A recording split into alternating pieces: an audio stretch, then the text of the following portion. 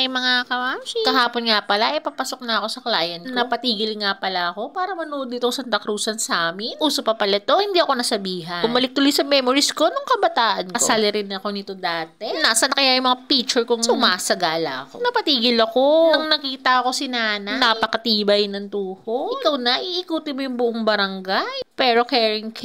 Alam mo, swerte talaga at hindi nag-uulan ng araw na ito. Ngayong araw, buong araw nag-uulan. Buti na lang kahapon na. Papasok ang talaga ako sa client ko. Napa-enjoy ako kakanood at kaka-video. Napaupo pa nga ako sa gilid para mag-video. Sayang, wala akong anak na babae para magsuot ng mga ganito. Wow! Si ate, pak na pak. Kahit ang haba ng lalakarin, naka-high heel. Abangan ko talaga hanggang matapos. Couple pa nga akong bet na bet. Tingnan mo naman tong dalawang to. Talaga namang kon todo ang smile. So charming. Yan tama. Dapat always smiling. Yung iba nakasimangot, ewan ko ba.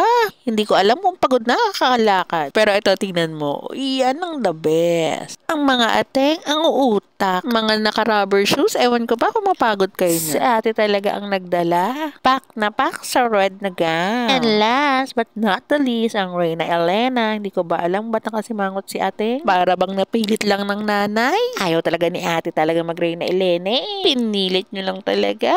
And the last, kung bakit may gala, ang Ave Maria. Sige na, hinihintay na ako ni ma'am. O, diba? After ko mag-massage, meron pa akong pasalubong kay ma'am from Thailand.